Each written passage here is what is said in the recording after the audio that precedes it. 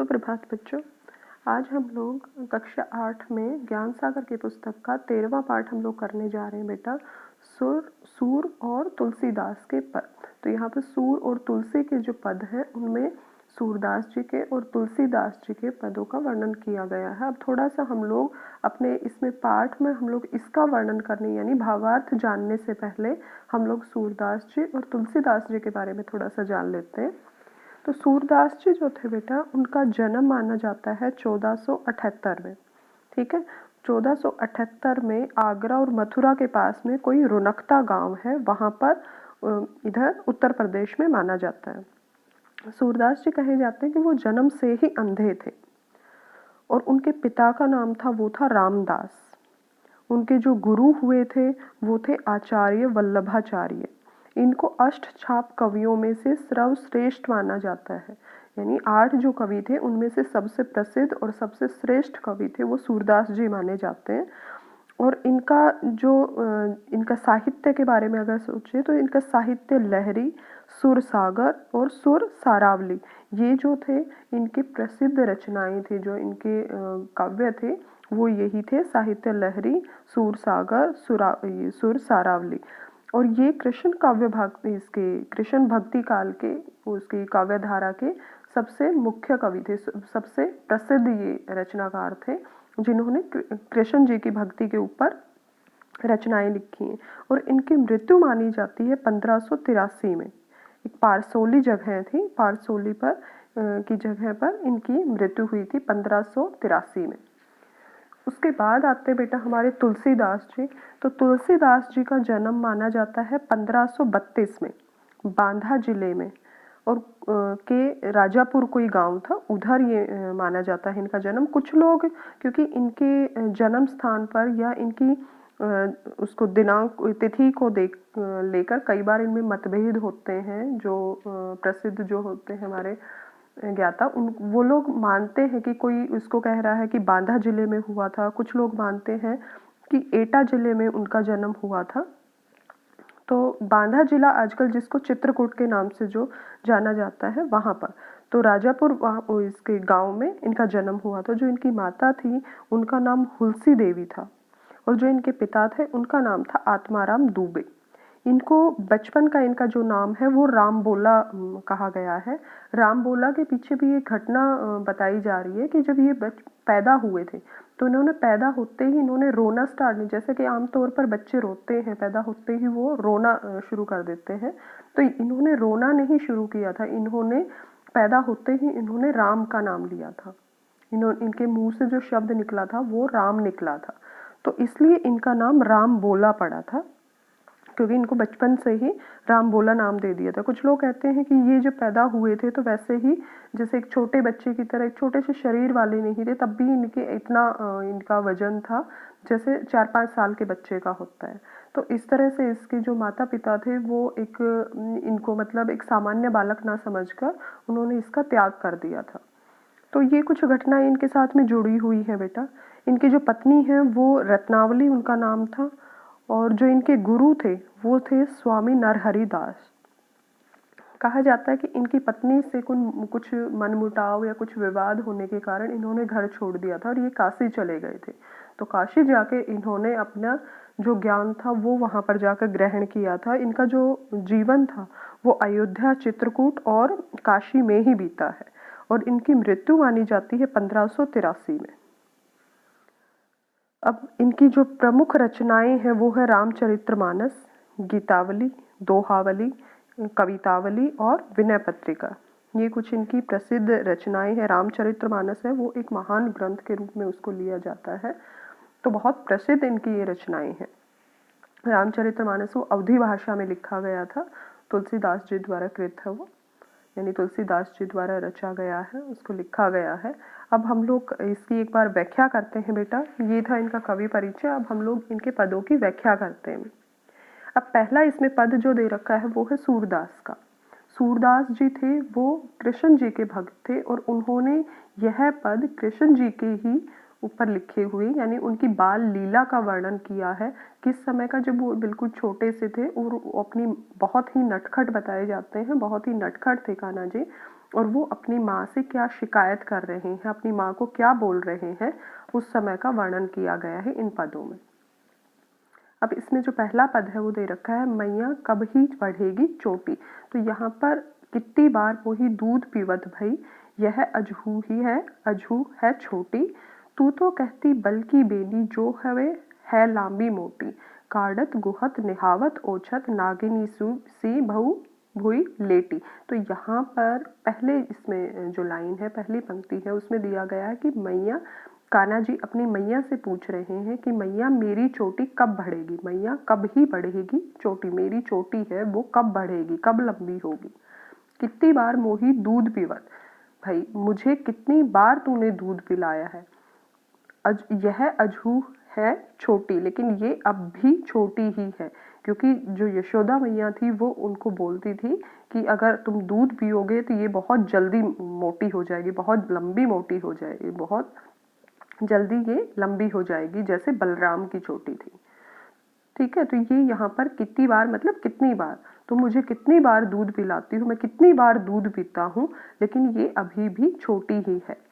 तू तो कहती बल्कि बेनी, वो अपनी माँ को कहते हैं कि तुम तो कहती हो कि बल मतलब बलराम भैया के बारे में उन्होंने बताया, वो अपने बड़े भाई बलराम के बारे में कह रहे हैं कि बलराम की बेनी, बेनी मतलब चोटी, जो हवे है लांबी मोटी, जो बहुत लंबी और मोटी है। काढ़त गुहत निहावत ओछत, जब उसको खोला जाता है, यानी जब वो चोटी बनाते हैं, उनको नहलाया जाता है या कंघी किए जाते हैं, तो जब उनके बालों को खोला जाता है, बलराम के बालों को, उनकी चोटी को खोला जाता है, तो वो उनकी चोटी कैसी हो जाती है, मतलब नागिन की तरह, जैसे नागिन होती है वो जमीन पर लेट जाती है ना, वो काफी लंबी होती है, तो ऐसा लगता है उनके बाल कि जैसे कोई नागिन सी धरती पर लेटी होती है, भूमि मतलब भूमि पर, तो कोई नागिन भूमि पर लेटी होती है, उनकी चोटी ऐसी मोटी और काली है।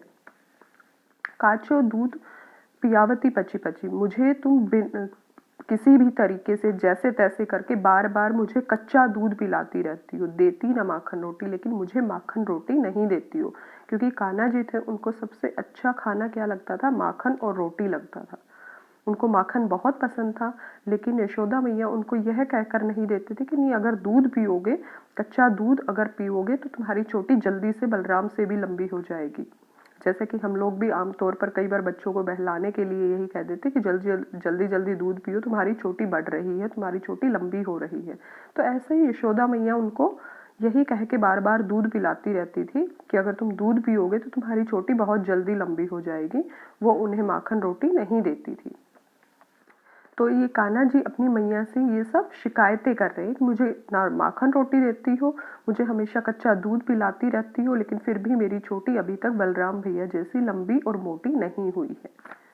अब सूरदास जी कहते हैं, सुर श्याम चिर जीवो दो भाई भैया। तो सूरदास जी कहते हैं कि ये दोनों भाई हरि और हलदर की जोटी, तो जोटी मतलब जोड़ी, हरि मतलब कान्हा जी, हलदर बलराम जी को कहा जाता है, तो यानी भगवान कृष्ण जी और बलराम जी की जोड़ी है, जोटी मतलब जोड़ी, हमेशा चिरकाल तक जीवित रही, यानी ये बहुत लंबे समय तक जीवित रहे, मेरी यही प्रार्थना है, मेरी यही चाहत, मैं यही चाहता हूँ कि इन दोनों भाइयों की जोड़ी लंबे समय तक बनी रहे। तो ये सूरदास जी के पद थे बेटा, जिनमें कान्हा जी के नटखट बालपन का वर्णन किया गया है। और उसके बाद आता है रामचंद्र जी के बारे में जो बताया गया है, उनके बालपन के बारे में, उनकी जो बाल लीला है उसके बारे में यहाँ बताया गया है। तो तुलसीदास जी कहते हैं, उन्होंने कहा है कि ठुमक चलत रामचंद्र बाजत पैजनिया, कि जब भी रामचंद्र जी, यानी जो छोटे से उनका बाल रूप दिखाया गया है कि जब वो छोटे से थे, तो जब भी वो ठुमक ठुमक कर चलते थे तो उनके पैरों में बंधी हुई पैजनिया मतलब पायल, उनके पैरों में जो पायल बंधी हुई है वो बजती रहती थी, वो छुन छुन छुन छुन उसमें से आवाज आती रहती थी। तो जब भी आपने देखा होगा, अगर छोटे बच्चे के पैरों में घुंघरू बांध दिया जाता है तो जब भी चलता हुआ है तो उसके पैरों में वो पायलें बजती रहती है, बहुत सुंदर लगती है। तो वैसे ही रामचंद्र जी के भी पैरों में, राम जी के पैरों में भी पायल, छोटी छोटी पायलें बांधी हुई थी, पायल जो थी वो बजती रहती थी जब वो चलते थे।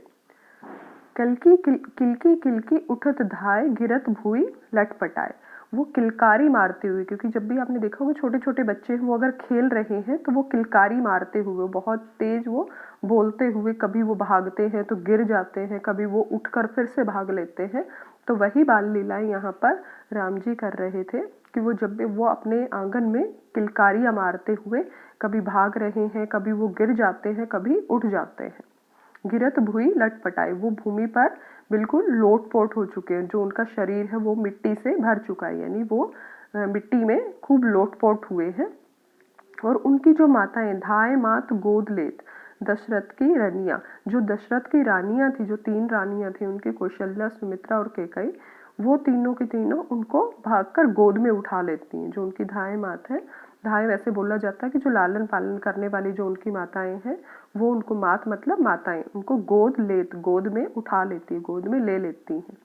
अचल रज अंग झारी, अचल मतलब अपने आंचल से, रज मतलब जो मिट्टी उनके शरीर पर मिट्टी लगी हुई है, अंग मतलब उसका शरीर, उनका शरीर, तो ये उनके शरीर पर जो मिट्टी लगी हुई है उनको अपने आंचल से झाड़ती हैं, साफ करती हैं। विविध भांति सो दुलारी, और उन्हें अलग अलग तरह से, यानी अलग अलग तरीके से, भिन्न भिन्न प्रकार से उनको दुलारती रहती है। तन मन धन वारी वारी, उन ये रामचंद्र जी पर अपना सब कुछ वार देती है, अपना तन मन धन सब कुछ उन्होंने वार दिया है। कहत मृदु वचनानी, तो वचनिया, तो वो ऐसे अपना सब कुछ कि मैंने तो तुम पे, तुम्हारे ऊपर तो सब अपना, हमारा तन मन धन सब कुछ वार दिया है। और उनको बहुत मीठे मीठे वचन बोलती है, उनको खुश करने के लिए, उनको अपना प्यार दिखाने के लिए, उनका दुलार करने के लिए वो मीठे मीठे वचन बोलती हैं। वृद्धुम से अरुण अधर, बोलत मुख मधुर मधुर। वृद्धुम क्या होता है, जो किसी भी पत्ते, जो नए नए पत्ते आते हैं, यानी कोपल जो होती है वो लाल रंग की होती हैं, तो उनके जो अधर यानी उनके जो होठ दिखाए गए हैं वो लाल रंग के हैं, बिल्कुल कोपल की तरह लाल लाल, और बिल्कुल उनकी तरह कोमल है। उनके जो कोमल कोमल लाल रंग के जो होठ हैं, उनसे जब वो बोलते हैं, उनको हिला हिला कर जब वो बोलते हैं, बहुत मीठा मीठा बोलते हैं, बहुत सुंदर लगते हैं। सुभग नासिका में चारू, चारू मतलब सुंदर, सुभग मतलब जो उनकी सुंदर सी नाक थी, नासिका मतलब नाक, जो उनकी सुंदर सी नाक पर जो एक लटकत लटकनियाँ, उन्होंने जो एक बाली की तरह एक पहन रखी है, और जब भी वो बोलते हैं तो उनकी जो नाक में वो बाली लगी हुई है वो हिलती रहती है, वो लटकती रहती है ना, जो लटकी हुई है वो हिलती रहती है। और उनकी जो नाक पे उसकी शोभा और भी ज़्यादा बढ़ गई है, क्योंकि जो रामचंद्र जी थे उनकी नाक, जो छोटी सी नाक थी, बहुत सुंदर लगती थी, तो उनकी नाक में वो बाली डलने के बाद और भी उसकी शोभा बढ़ गई है, वो और भी सुंदर लगती है, लटकती हुई, हिलती हुई। तुलसीदास अति आनंद देख के मुखारविंद, तुलसीदास जी कहते हैं कि वो उनके मुख अरविंद, मुख अरविंद मतलब जो उनका यानी कमल रूपी, जो कमल के समान उनका सुंदर सा चेहरा है, सुंदर सा मुख है, उसको देखकर तुलसीदास जी आनंद विभोर हो गए हैं, वो बहुत ही आनंदित हो गए हैं, बहुत ही खुश हैं वो उनको देखकर। रघुवर छवि के समान रघुवर छवि बनिया, जैसे कि रघुवंश में उनकी जो छवि थी, उनकी जो आभा थी, वैसे ही इनकी भी, रामचंद्र जी की भी वैसे ही आभा बन गई है, वैसे ही उनके चमक बन गई है। तो यहाँ पर तुलसीदास जी ने इन सब उनकी बाल लीला का, रामचंद्र जी की बाल लीला का वर्णन किया गया है।